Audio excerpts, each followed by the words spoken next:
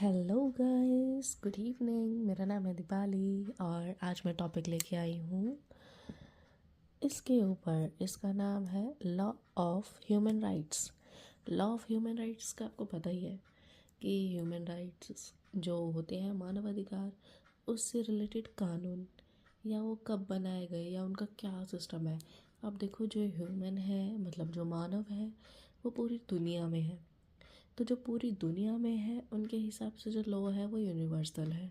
तो पूरी दुनिया के हिसाब से ग्लोबली ह्यूमन राइट्स बनाए गए हैं और वो सबके लिए एक समान है। इसके लिए क्या आता है, स्पेशली ये ह्यूमन राइट्स यूएन में बनाए गए थे, यूनाइटेड नेशंस में। और उनके हिसाब से ये सारे जो लॉज थे वो कॉमन किए गए, जैसे कि right to education, right to live, ठीक है, राइट टू मूवमेंट, या बहुत सारे जो भी हमारे राइट्स हैं, सारे कई सारी चीज़ें ऐड्स हैं इसमें। तो फिर क्या हुआ, कई देशों के लोगों ने फिर ट्रीटीज साइन की। कईयों ने कुछ ऐड कराया, कईयों ने कुछ एडिशनल ऐड कराया इसमें अपनी अपनी जगह के हिसाब से। तो जो ये टोटल आइटम है ये लगभग आई है 1947 के आसपास। ठीक है, इस पे बात वगैरह तो स्टार्ट पहले ही हो गई थी, बट ये इस तरीके से है। तो ये जो मैंने पेज लिखा हुआ है इस वक्त, ये है कंप्लीट सिलेबस और यह है 6 सेमेस्टर का लॉ का। अब इसके हिसाब से मैं कवर करने वाली हूँ पहले दो टॉपिक्स, नंबर 1 और 2। पहला meaning, definition of human rights और कंसेप्ट ऑफ ह्यूमन राइट्स। ठीक है, मोटी मोटी चीज़ें मैंने आपको बता ही दी। और दूसरा पॉइंट है इसमें human rights and the United nation. अब देखो, ह्यूमन राइट यूनाइटेड नेशन से कैसे लिंक करता है उसके बारे में है। और उसी के अंदर कुछ पॉइंट है चार्टर प्रोविज़न। अच्छा, चार्टर प्रोविज़न कुछ ऐसे प्रोविज़न्स हैं जो यूएन की वेबसाइट पे जो ह्यूमन राइट्स से रिलेटेड है उसमें भी दिए गए हैं। ये कुछ प्रोविज़न है जो इम्पॉर्टेंट है, जो हमें पता होने चाहिए उस हिसाब से। तो कुछ पॉइंट्स हैं, हम वो डिस्कस करेंगे। ठीक है, इनमें भी अमेंडमेंट्स होते रहते हैं। और इसके हिसाब से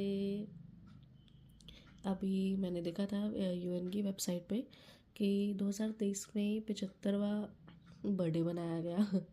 ठीक है, यूडीएचआर का। देखो यहाँ लिखा है universal declaration of human rights. दरअसल ये एक एजेंसी है, जैसे कि हम WHO करते हैं ना, वर्ल्ड हेल्थ ऑर्गेनाइजेशन, ऐसे ही ह्यूमन राइट्स के लिए है यूनिवर्सल। यूनिवर्सल जैसे मैंने कहा था, ये ऑल ओवर है रिलेटेड ब्रह्मांड में, ठीक है, जहाँ भी ह्यूमन बसते हैं। तो universal declaration of human rights UDHR. तो इसमें क्या क्या प्रोविजंस है, क्या क्या अपडेटेड आते हैं, कुछ चार्टर प्रोविजंस है, तो वो हम इसमें बात करेंगे। प्लस है international protection of human rights. तो इंटरनेशनल प्रोटेक्शन कौन कौन से तरह के हैं, मतलब और अंदर कौन कौन सी एजेंसीज है या क्या तरीका है ह्यूमन राइट को प्रोटेक्ट करने का, अभी हम ये पढ़ने वाले हैं। ठीक है, तो अगले पेज पे चलते हैं। इस तरीके से पहले पेज पे आते हैं।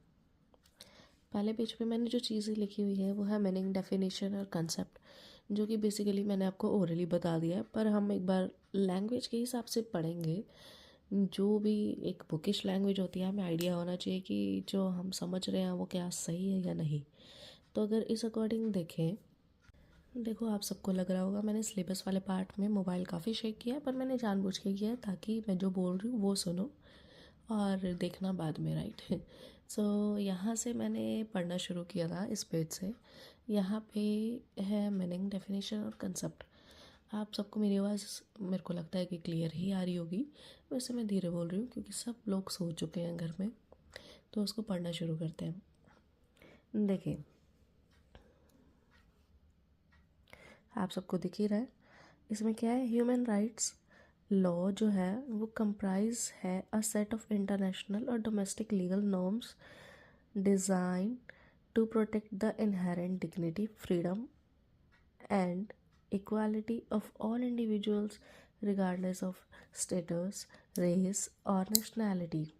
ठीक है, और जो कि रूटेड इन किया गया, मतलब डिफ़ाइन किया गया, बताया गया है यूडीएचआर में, जो मैंने बताया था, universal declaration of human rights. इसका ह्यूमन राइट्स ही पढ़ना प्लीज़ है, ह्यूमन रिसोर्स मत पढ़ना, वो नहीं है।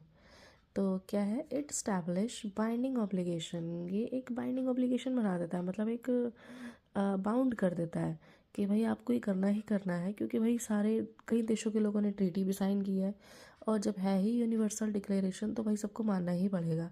तो वही बाइंडिंग ऑब्लिगेशन है ऑन स्टेट, ताकि वो रिस्पेक्ट करे, प्रोटेक्ट भी करे इन राइट्स को, और फुलफिल करे civil, political, economic, social and cultural rights. देखो, अगर सारे इसका मतलब बताएं तो ह्यूमन राइट लॉ एक मिली भगत है, सेट ऑफ इंटरनेशनल भी और डोमेस्टिक लीगल नॉर्म्स भी, जो कि डिज़ाइन की गई है ताकि प्रोटेक्ट किया जाए इनहेरेंट डिग्निटी। इनहेरेंट डिग्निटी का आपको पता ही है, जो कि हमारे शुरू से ही चलती आ रही है, पैदा होने पहले से या फिर पैदा होने के बाद से, या हमारे पूर्वजों से, ठीक है, वो सब बना के रखे। क्योंकि देखो, ह्यूमन राइट हम चाहे अभी तक नहीं आए हैं धरती पे, ठीक है, हम अभी अनबॉर्न हैं या फिर हम मर गए हैं या मरने वाले हैं या हमारे पूर्वज हैं, तो हमारे जो राइट्स है वो पहले से ही डिफाइन है कि हमें क्या करना है, हमें खाना है, पीना है, काम करने की आज़ादी, बोलने की आज़ादी, राइट। तो ये सारी चीज़ बेसिक सी है। तो ये सारी चीज़ का सेट है एक ह्यूमन राइट लॉ। प्लस यहाँ पे ये भी कह रहे थे, ताकि इन सारी चीज़ों को डिफ़ाइन किया जाए, फ्रीडम को भी, इक्वालिटी ऑफ ऑल इंडिविजुअल्स, ताकि सब में समान बना रहे, राइट, रिगार्डलेस, मतलब ये सारी चीज़ इशू नहीं होनी चाहिए, इसलिए लिखा है रिगार्डलेस, ये इनकी बजाय है, ठीक है, ऑफ स्टेटस, रेस और नेशनैलिटी, ये सारी चीज़ें बिना देखे उनके राइट्स को प्रोटेक्ट करना एक ह्यूमन राइट लॉ है। प्लस जो यूडीएचआर में ये सारी चीज़ बताई गई है, उसके बाद इसमें ये भी कहा गया है कि भाई ये जो स्टेट है ना, हमारी जो भी अपनी कंट्री है, स्टेट्स हैं, तो इन सब की ये ड्यूटी है ताकि वो भी इस सारी चीज़ को प्रोटेक्ट करें। अगर देखो लॉ प्रोटेक्ट नहीं करेगा तो लोग कहेंगे तुम्हें किसने आज़ादी दी भाई पढ़ने की, या यहाँ चलने की, या बोलने की, या फिर इस पे क्वेश्चन करने की, राइट। तो कहीं ना कहीं लॉ इसलिए बना जाता ताकि ये प्रोटेक्ट किया जाए, ठीक है। अब देखो, जो जो मेरे को पॉइंट्स मिले, जहाँ जहाँ से मैंने पढ़ा, आपको यूडीएचआर की वेबसाइट भी देखनी चाहिए कि कैसी है, आइडिया होना चाहिए, ओपन करके आप उसको ज़रूर देखना। और human rights, UN human rights के नाम से भी वेबसाइट से इजीली ओपन हो जाएगी, उसको भी देखना कि कैसे कैसे चीज़ मेंशन की गई है, ठीक है। तो मैंने यहाँ पे यूडीएचआर के बारे में लिखा है, ये 1948 में आया बाय यूएस, और इंडिया जो है इसका फाउंडिंग मेंबर है। फाउंडिंग मतलब फाउंडर जो होते हैं, ठीक है, जो बनाते हैं। तो ऑब्वियसली जिन जिन लोगों ने ट्रीटी साइन किया, या जो भी लोग इन्वॉल्व हैं, या जो भी लोग इसको प्रोटेक्ट कर रहे हैं, वो फाउंडिंग मेंबर ही हो गए एक हिसाब से, फाउंडिंग मेंबर, ठीक है। और ये अगला पॉइंट है, इसके अलावा ये, और एनएचआरसी के बारे में भी बता देती हूँ साथ साथ। ये एक डिस्प्यूट रिड्रेसल कमेटी टाइप होती है ना, ये उस तरीके से, यह है national human right commission is for redressal. अगर आपको लगता है स्पेशली कि इंडिया में आपके राइट्स का उल्लंघन किया जा रहा है, या किसी ने कुछ भी बोल दिया या अगेंस्ट गए, तो आप यहाँ पे कंप्लेंट कर सकते हो नेशनल ह्यूमन राइट कमीशन में, ठीक है। तो इसलिए एनएचआरसी बनाया गया। अब देखो, क्वेश्चन के हिसाब से, मतलब सिलेबस के हिसाब से इसके कैरेक्टरिस्टिक्स भी थे, तो अगर नहीं भी हो तो इससे हमें और सिलेबस पता चल जाता है कि और क्या क्या हम इसको किस तरीके से लिख सकते हैं अगर कुछ भी पूछा जाए, या हमारा कंसेप्ट क्लियर करने के लिए, राइट। तो कैरेक्टरिस्टिक्स पे आते हैं। सबसे पहले जो जो हमने वर्ड्स देखे थे डेफिनेशन के अंदर, वो सारे ही कहीं ना कहीं कैरेक्टरिस्टिक्स बन जाएंगे, और ऐसे ही होता था स्कूल टाइम पे भी, या जब हमने कॉलेजेस किया उन टाइमों पे भी। तो पहले में आता है इनहेरेंट एंड इनअलाइनेबल। देखो, इनहेरेंट हमें पता ही है कि जो ह्यूमन राइट है वो इनहेरेंट आता है, शुरू से ही चलता आता है, ठीक है, पूर्वजों से ही पहले से। और इनअलाइनेबल, ये इस ह्यूमन राइट के अंदर ये कुछ वर्ड्स हैं जो बहुत जगह यूज़ किए गए हैं, तो आपको इन सब के बारे में अलग अलग पता होना चाहिए, ठीक है। तो अगर कोई डेफिनेशन भी पूछेगा ना, तो आप इजीली ये बोल सकते हो कि human right is indivisible, interdependent, ठीक है, इंटर रिलेटेड, इनहेरेंट एंड इनअलाइनेबल। तो ये सारी चीज़ मिलकर डेफिनेशन भी बनती है कहीं ना कहीं, तो हर वर्ड्स के मतलब भी पता कर लेना। इनहेरेंट हमने क्लियर कर लिया। अब है इनअलाइनेबल, ये है नॉन डिवाइडेबल, मतलब ये डिवाइड नहीं होता किसी भी तरीके से। इसको यहाँ पे बताती हूँ मैं, ठीक है। ये क्लियर करना बहुत ज़रूरी है, मुझे इसमें भी कन्फ्यूजन थी तो मैंने ये चीज़ अपनी क्लियर करी। अब मैं इसको पढ़ के बताती हूँ, फिर बताती हूँ आपको इसका। तो अब क्या है, दे आर नॉट ग्रांटेड। अब देखो, इनहेरेंट है, पहले से आया हुआ, ठीक है, और नॉन डिवाइडेबल है। अब इसके अंदर क्या लिखा है कि ये जो ह्यूमन राइट्स होते हैं ना, ये ग्रांटेड नहीं होते by the state, they belong to a person simply by being human. मतलब कोई इंसान जब से इंसान है, मानव है, वो तब से ही सिंपली उसमें आया हुआ है। ये ऐसा कोई राइट नहीं है जो कि स्टेट प्रोवाइड कर रही है या वहाँ की कोई गवर्नमेंट प्रोवाइड कर रही है राइट, ठीक है। And they can not be taken away, ठीक है। चलो मैं इनअलाइनेबल का आपको ना कंसेप्ट क्लियर कर ही दूँ, क्योंकि अगर हम बीच में भूल गए तो रह जाएगा, ठीक है। देखो, इनअलाइनेबल हम लोग यहाँ से इसको क्लियर करेंगे, ये जो मैंने पॉइंट दिया हुआ है यहाँ पे, इनअलाइनेबल। इनअलाइनेबल हमने पढ़ा कि अनडिवाइडेबल, ठीक है। तो इसमें क्या है कि they should not be taken away, हमसे डिवाइड नहीं किया जा सकता, हमसे जुदा नहीं किया जा सकता, ठीक है। ऐसा था और ऐसा इस लाइन में भी लिखा है, एक्सेप्ट इन स्पेसिफिक सिचुएशन। अब वो सिचुएशन कैसे हो गई,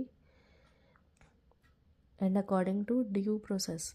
अब देखो, मान लो हमारे पास हक है कहीं भी घूमने का, ठीक है, वो हमसे राइट छीन नहीं सकता, हमें पता है, पर कब तक छीन नहीं सकता, ऐसा तो नहीं कि हमारे सामने कोई क्रिमिनल खड़ा हो और हम वो इधर उधर घूम रहा है कहीं भी और हम उसको कहें कि भाई ये तो मतलब वो लड़े हमसे कि ये तो मेरा राइट है, ऐसा नहीं हो सकता। तो ये है वही कि किसी किसी स्पेसिफिक सिचुएशन में, जैसे कि ये सेम चीज़ मैंने यहाँ लिखी है, लाइक राइट टू लिबर्टी हो गया है ना, बट नॉट व्हेन गिल्टी। जब सामने वाला है ही क्रिमिनल या उसने क्राइम किया या फिर वो गिल्टी प्रूव हो चुका है, तो आप राइट टू लिबर्टी तो उसको आज़ादी तो दे ही नहीं सकते ना, होगा ही नहीं, ठीक है। कोई भी नहीं देगा, हम लोग नॉर्मल ह्यूमन भी नहीं देंगे और लॉ भी नहीं देगा, क्योंकि लॉ भी तो प्रोटेक्ट कर रहा है ह्यूमन राइट्स को कहीं ना कहीं, कहीं ना कहीं नहीं, मेजरली लॉ ही प्रोटेक्ट कर रहा है, वरना लॉ ना प्रोटेक्ट कर रहा होता तो हर कोई अगेंस्ट ही जा रहा होता किसी भी चीज़ के। चले आगे यूनिवर्सल पे आते हैं। यूनिवर्सल क्या है कि applicable to everyone in the world, ठीक है, यूनिवर्सल है, हर जगह एप्लीकेबल है। अगला है इनडिविजिबल, ठीक है, सेम डेफिनेशन पर वर्ड यूज़ हो गया। और इंटरडिपेंडेंट है, ठीक है, एक दूसरे पे या एक दूसरे राइट्स के हिसाब से भी, और इंटर रिलेटेड है।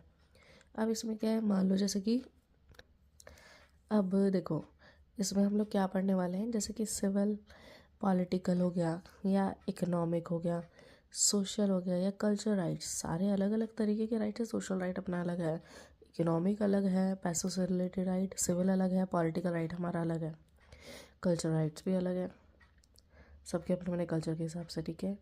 Are of equal status, are of equal status and can not be separated, मतलब लॉ के हिसाब से ये सारी चीज़ बराबर ही समान रूप से एप्लीकेबल है। मतलब ऐसा नहीं है कि इसमें कोई नेगोशिएशन की जाएगी इन वाले राइट्स में, या इकोनॉमिक राइट्स में कहीं ना कहीं नेगोशिएशन की जाएगी, ठीक है। तो ये सारी चीज़ें जो हैं वो हैं राइट्स के हिसाब से, and can not be separated. The improvement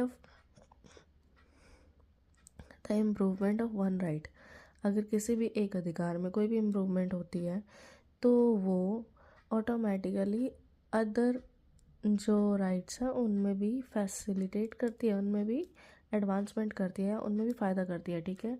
हमारे एक अधिकार में इम्प्रूवमेंट हुई, मान लो राइट टू एजुकेशन वाली चीज़ हो गई, तो अब राइट टू एजुकेशन है तो ऑटोमेटिकली आप उससे एजुकेटेड हो रहे हो, राइट, ठीक है।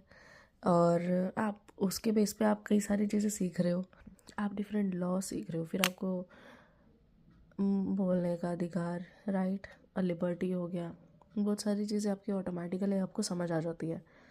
वाइल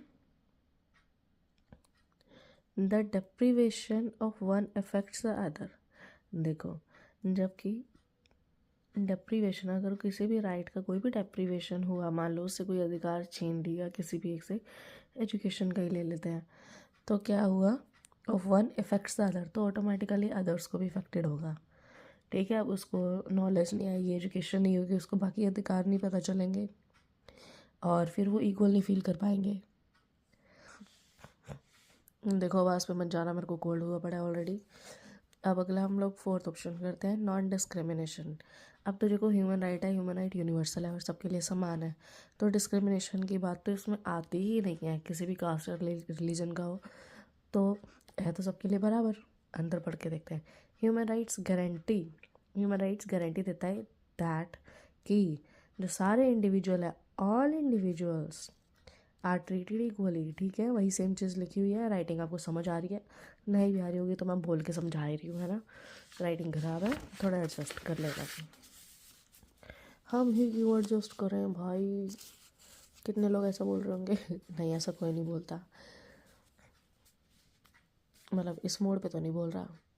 चलो दोबारा टॉपिक पे आते हैं, टाइप्स ऑफ ह्यूमन राइट। अब देखो, ह्यूमन राइट्स के यहाँ पे टाइप्स भी हैं, वैसे ही सिलेबस में नहीं आ सकता या टॉपिक में, बट अगर दिया था तो आप क्लियर कर लो, छोटी सी चीज़ है। ठीक है, type of human rights, civil और पॉलिटिकल राइट्स, नॉर्मल सी चीज़ जो हमने पीछे पढ़ी उसी को ही डिवाइड कर दिया इन्होंने, और सिविल पॉलिटिकल इकट्ठा कर दिया, याद रहेंगे। अगला इकोनॉमिक, सोशल और कल्चर राइट्स। ठीक है, तीनों नाम एक साथ ही आते हैं, हमें याद रहेंगे। अगला है कलेक्टिव राइट, यहाँ पे बहुत सारी चीज़ें आ गई। अब देखो, सिविल पॉलिटिकल नाम से जैसे पता चल रहा है ये वैसा ही है। अब यहाँ पे क्या है, इसमें वो राइट्स इंक्लूड होते हैं,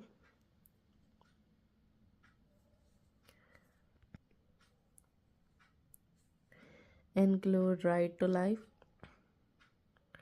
सिविल देखो, सिविल से समझ आ रहा है, सिविल मतलब आम जनता वाले, ठीक है, जनता वाले।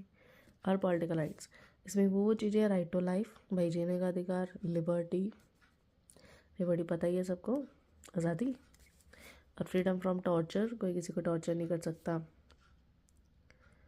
ठीक है, freedom from torture and slavery, कोई किसी को स्लेवरी नहीं कर सकता, मतलब नौकर बना के नहीं रख सकता। ठीक है, फ्रीडम ऑफ ओपिनियन है, हाँ, फ्रीडम ऑफ ओपिनियन भी है कि आपको बोलने का हक, आपकी क्या राय है, राय का हक। ठीक है, राय का हक राय का पहाड़ ओके, इग्नोर करना भाई मेरी उल्टी पुल्टी लाइनों को। एंड एक्सप्रेशंस, ठीक है, एंड इक्वालिटी बिफोर लॉ। बताइए आपको इक्वालिटी बिफोर लॉ कौन सा आर्टिकल आता है, ये कमेंट ज़रूर करना ठीक है, तो नॉर्मल सी चीज़ थी, समझ आ गई हमें। अगला चलते हैं, इकोनॉमिक, सोशल और कल्चर राइट्स। इसमें क्या क्या चीज़ें इंक्लूड हो रही है, इंक्लूड द राइट्स, इसमें वो राइट्स इंक्लूड होते हैं जो कि to work, education, social security and adequate standard of living, ताकि स्टैंडर्ड ऑफ लिविंग भी बना रहे। वर्क, एजुकेशन, सारा देखो कल्चर से रिलेटेड है, इकोनॉमिक और सोशल से रिलेटेड है, बेसिक सी चीज़ें हमें याद रहेंगी। ठीक है, अगला कलेक्टिव राइट्स को देख लेते हैं, इसमें क्या चीज़ें इंक्लूड हो रही है। This include the right to development and self determination. भाई देखो, कलेक्टिव राइट्स में बहुत सारी चीज़ें आ जाती हैं, जिसमें इन्होंने 2 शब्दों में समझा दिया है, मतलब बता दिया है। राइट टू डेवलपमेंट, अब डेवलपमेंट का हक है हमें किसी भी तरीके से, एज वाइज, मेंटली, ठीक है, या इकोनॉमिक ग्रोथ, हमारी फाइनेंशियल ग्रोथ, किसी भी तरीके से कि हमारा हक है भाई। और सेल्फ डिटर्मिनेशन तो यस, वो तो एक ही बात हो गई लगभग, right to development self determination से ही होगी। अगला चलो, लीगल प्रोटेक्शन की बात करते हैं। बात तो हमने कर ली लॉ ऑफ ह्यूमन राइट्स, पर ये तो ऐसे बात कर ली तो ये तो हम लोगों के बीच है, बट इसका लीगल प्रोटेक्शन क्या है, क्या अगर किसी ने हमारा राइट ख़राब किया, जब्त किया या फिर उल्लंघन किया उसका, ठीक है, तो क्या कोई लीगल प्रोटेक्शन है। यस, 2 चीज़ें बताई हैं यहाँ पे, स्टेट की रिस्पॉन्सिबिलिटी के हिसाब से, और यूडीएचआर तो है ही, यूडीएचआर जिंदाबाद भाई, universal declaration of human rights. Human rights resource मत कर देना यहाँ, ह्यूमन राइट्स इसके अंदर पढ़ते हैं। ह्यूमन राइट्स 1948 की बात है, तभी आया था ये, यूएन के थ्रू, ठीक है। और इंडिया इसका फाउंडिंग मेंबर है, यही पढ़ाया था मैंने, फाउंडिंग, फाउंडर वाला फाउंडिंग, ठीक है। 48। अब इसमें क्या था, द फाउंडेशनल डॉक्यूमेंट, जो फाउंडेशनल डॉक्यूमेंट जो भी उनका था तब का, वो आउटलाइन करता है, ये बात बताता है कि 30 फंडामेंटल राइट्स हैं जो कि प्रोटेक्ट किए जाते हैं इंटरनेशनल लॉ के अकॉर्डिंग, लॉ में। अब इंटरनेशनल लॉ है यूडीएचआर, क्योंकि ये यूनिवर्सल है, तो ना ये किसी इंडिया का है ना ही किसी एक कंट्री का है, ये यूनिवर्सल है। अगला है स्टेट रिस्पॉन्सिबिलिटी। तो भाई लीगल प्रोटेक्शन सिर्फ यहाँ तक थोड़ी कि हम इंटरनेशनल दरवाज़ा खटखटाएंगे, ठीक है। तो स्टेट रिस्पॉन्सिबिलिटी आ रही है यहाँ पे। Government have the duty to respect, government की ड्यूटी है भाई कि रिस्पेक्ट करे हमारे राइट्स की, अपने राइट्स की, सबकी प्रोटेक्ट करे और फुलफिल करे दीज राइट्स, ठीक है। ह्यूमन राइट्स के बारे में छोटी सी डेफिनेशन और मैंने लिख दी है, मैंने पहले भी ये चीज़ बताई थी पर मैं यहाँ पे दोबारा इसलिए लेके आई हूँ क्योंकि ये जो डेफिनेशन है मेरे को बहुत अच्छी लगी थी और मेरे को लगा कि इससे सिलेबस और क्लियर हो रहा है, टॉपिक और क्लियर हो रहा है। पढ़ लेते हैं। Human rights are the rights, बड़ी बात है ना चलो, ह्यूमन राइट्स वो राइट्स हैं जो कि सबके पास होता है, inherent to all human being, सबके पास होता है, सारे मानव जाति के पास, वो वट एवर देयर नेशनैलिटी, जो भी हो, वो काले पीले नीले, है ना, यहाँ के हो बाहर के हो कहीं के भी हो, प्लेस ऑफ रेसिडेंस, कहीं भी रहते हो, कोई भी उनका सेक्स हो, मेल हो फीमेल हो, बीच का हो, ट्रांसजेंडर हो, कुछ भी, नेशनल और एथनिक ओरिजिन हो, कुछ भी हो इनका, ठीक है, मतलब वेशभूषा के हिसाब से, और कोई भी कलर हो उनका, रिलीजन, लैंग्वेज हो या कुछ भी हो, सबके लिए एक ही आता है। और इन वेनन कन्वेंशन 1993, देखो ये 1993 जो था वेनन कन्वेंशन में, it is decided that state should promote human rights. तब बताया गया था भाई 1993 में कि देखो 1948 में ये सब बन चुका था, राइट, फाउंडिंग हो चुकी थी, फिर क्या हुआ, वो तब तक वही थी, फिर इनका वेना कन्वेंशन हुआ, जगह मेरे को याद नहीं कहाँ पे हुआ था, तो 1993 में ये डिसाइड किया गया कि भाई स्टेट की भी रिस्पॉन्सिबिलिटी ऐड करो, कि हर एक स्टेट की रिस्पॉन्सिबिलिटी है ताकि ह्यूमन राइट्स को प्रोटेक्ट करे, बचाए, ठीक है। तो तभी हमारे यहाँ पे वो चीज़ आ गई थी, जैसे कि था ना अपना रेड्रेसल ट्रिब्यूनल ह्यूमन के लिए, NHRC, national human right commission, ठीक है। तो यही है स्टेट का रिस्पॉन्सिबिलिटी। तो इसके अलावा इनअलाइनेबल हम लोगों ने पढ़ लिया था। इनअलाइनेबल आई होप सबको याद रहेगा और याद रहना चाहिए, ये तभी तक अनडिविजिबल है तब जब तक कोई स्पेसिफिक सिचुएशन ना हो जाए, ठीक है।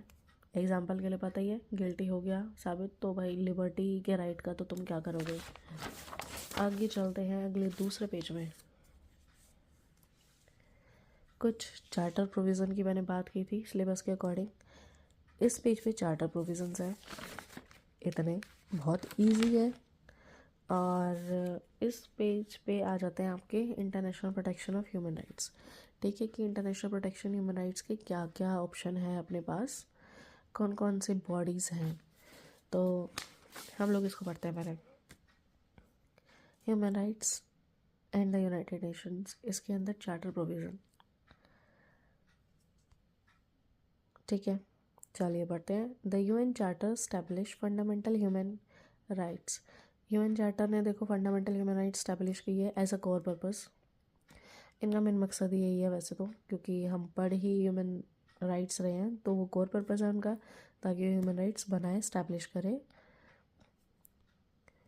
कमिटिंग, जिसमें ये बताए कि मेंबर स्टेट्स टू प्रमोट, कि जो स्टेट के मेंबर है वो प्रमोट करे यूनिवर्सल रिस्पेक्ट रहे for an observance of human rights, ताकि ह्यूमन राइट्स को ऑब्जर्व भी करे, उसके प्रोटेक्ट भी करे, और फंडामेंटल फ्रीडम दे for all without distinction, without किसी डिस्क्रिमिनेशन या डिस्टिंक्शन, बिना किसी भेदभाव के, एज टू जैसे कि रेस, सेक्स, लैंग्वेज, रिलीजन, ठीक है। बेसिक सी बात बताई, यही इनका मेन मकसद है। अगला की प्रोविजंस बताए हुए कुछ जो कि एम्बेडेड है, जो कि बता रखे हैं उसके अंदर अच्छे से, सुनहरे अक्षरों में। In the preamble and articles, उसके प्रियम्बल में भी बताया है इसके बारे में कि प्रोविज़न, और कुछ आर्टिकल में भी। आर्टिकल है 1, 55 और 56 में। देखो जो मैंने आर्टिकल देखे UN चार्टर वाले वेबसाइट के अंदर, तो लगभग 111 थे, ठीक है, डिफरेंट राइट्स के अकॉर्डिंग।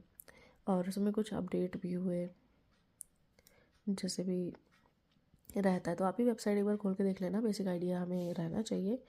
पर चार्टर प्रोविज़न के हिसाब से कुछ पॉइंट्स ही आ रहे थे हर जगह, तो यही बहुत है हम लोगों के लिए पढ़ने के लिए। अब देखो हर एक लॉ का हम लोगों को पता है कि सबका प्रियम्बल होता है। प्रियम्बल सिर्फ एक नहीं है, हमारे कॉन्स्टिट्यूशन का प्रियम्बल, यस वो तो है, पर हर एक लॉ का भी अपना अपना प्रियम्बल होता है पहले पॉइंट पर, जिसमें बताया होता है कि ये जो लॉ है किसके बारे में बताएगा, ठीक है, एक इंट्रोडक्शन टाइप। तो अच्छा देखिए, इसका भी एक प्रियम्बल है जिसमें रीअफर्म करता है।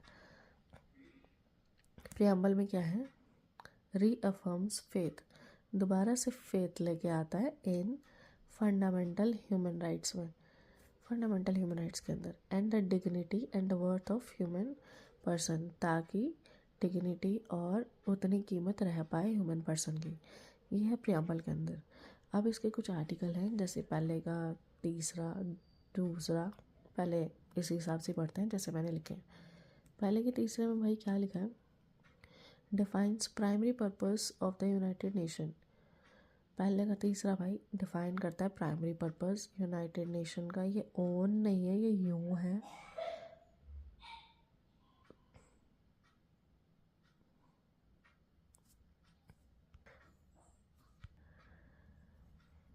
ये डिफाइन करता है achieving international cooperation in promoting and encouraging the respect of human rights. ठीक है, कि इंटरनेशनल कोऑपरेशन होनी चाहिए, अचीव किया होना चाहिए इन promoting and encouraging respect of human rights.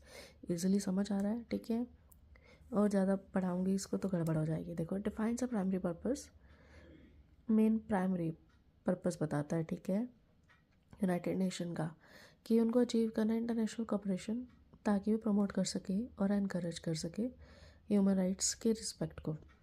अगला पहले के दूसरे में promote the principle of equal rights. अब इक्वल राइट्स के प्रिंसिपल को प्रमोट करता है यहाँ पे, ठीक है, and self determination of people, और लोगों की सेल्फ डिटर्मिनेशन को। अब है आर्टिकल 13 का फर्स्ट, उसका बी, ये एम्पावर करता है जनरल असेंबली, ताकि एक जनरल असेंबली हो टू इनिशिएट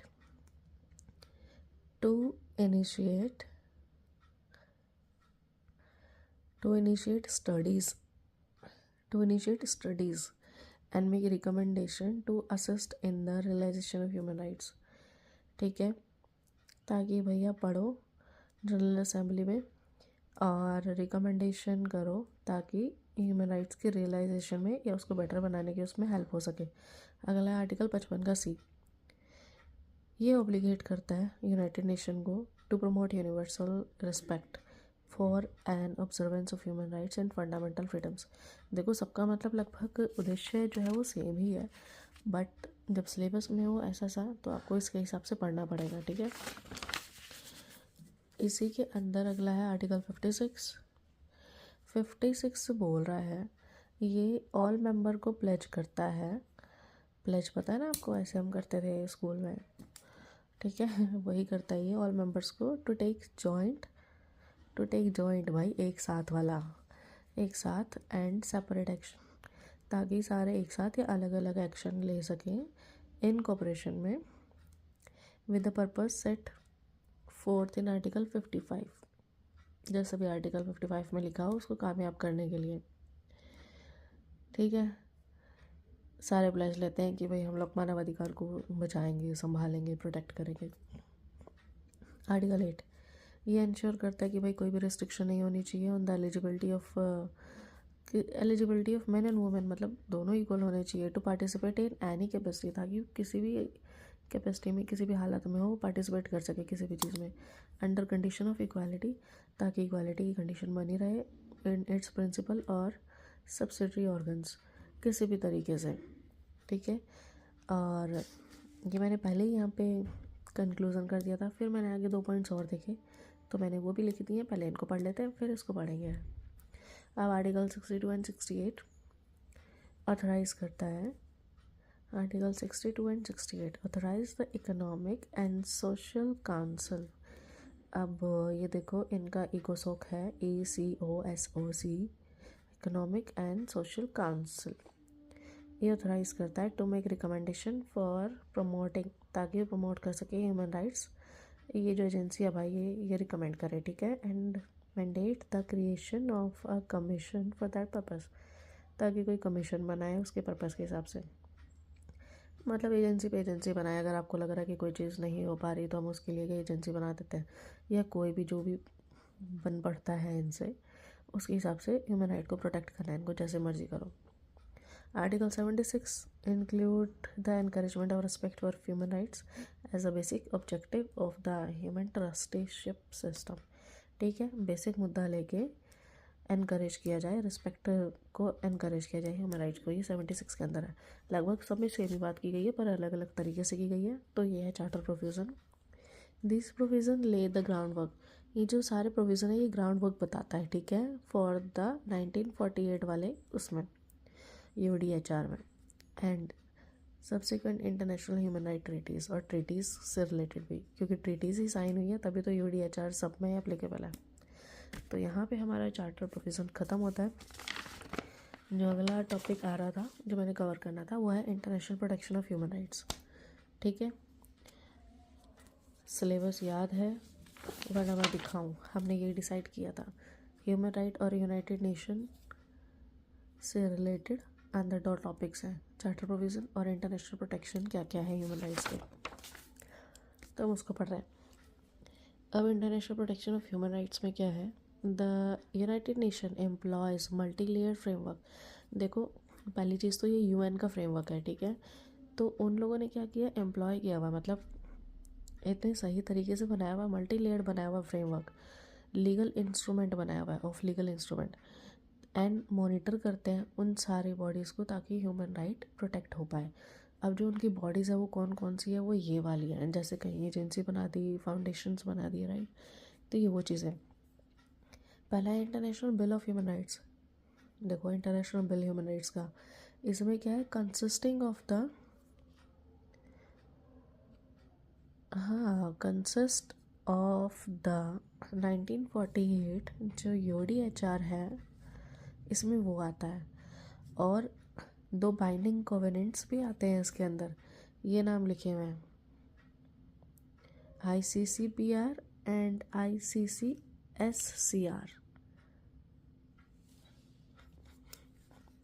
भाई ये ICESCR है, ठीक है।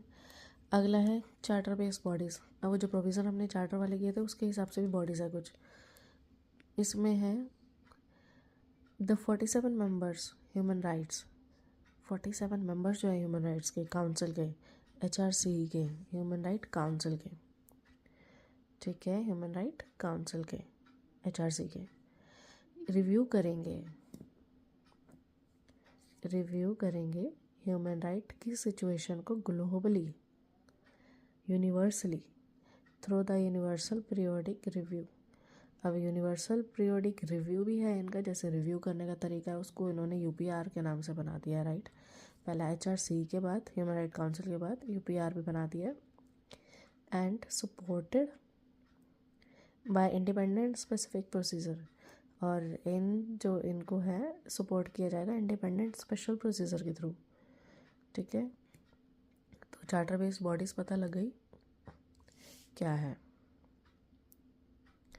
अगला है ट्रीटी बेस्ड बॉडीज़। कुछ ट्रीटी बेस्ड बॉडीज़ भी बनी थी, तो यहाँ पे क्या है, 10 कमिटीज़ ऑफ एक्सपर्ट्स मॉनिटर करते हैं स्टेट कंप्लायंस को विद स्पेसिफिक और रेटिफाइड ह्यूमन राइट्स ट्रीटीज़ को।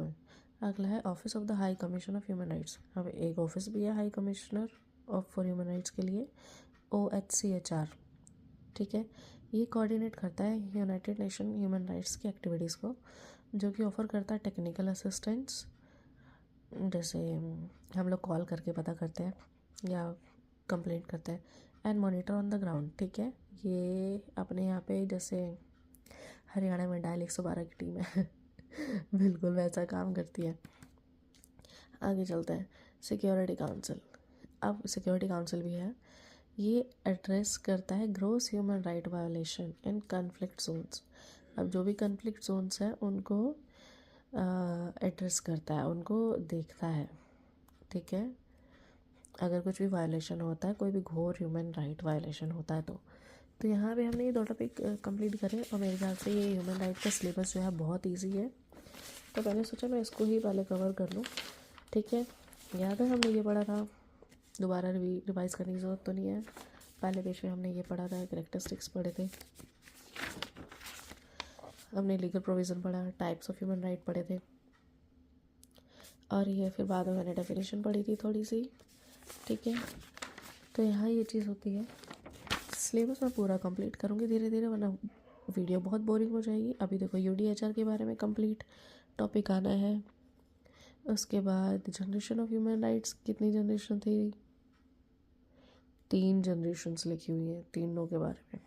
इंटरनेशनल कोवेनेंट, यूरोपियन कन्वेंशन भी है यहाँ पे, अमेरिकन कन्वेंशन है, और देखो NHRC है ना, इसके बारे में पूरा टॉपिक है भाई। ह्यूमन राइट इंस्टीट्यूट और नेशनल कमीशंस फॉर वुमेन भी अलग है, NCW। तो हम ये सब पढ़ेंगे धीरे धीरे। अब जूरिस्प्रूडेंस भी है इसके अंदर।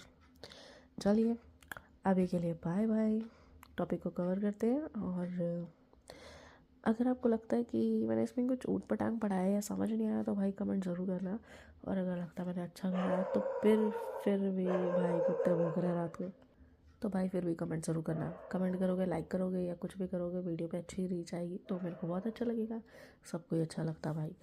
तो अगर आपको लगता है कि ये तरीका ठीक है पढ़ाने का, मेरे ख्याल से ऐसे समझ ज़रूर आता है, और अगर प्रोफेशनली भी समझाना हो तो भी मैं ट्राई कर लूँगी, पर बताना ज़रूर प्लीज़। Bye, thank you.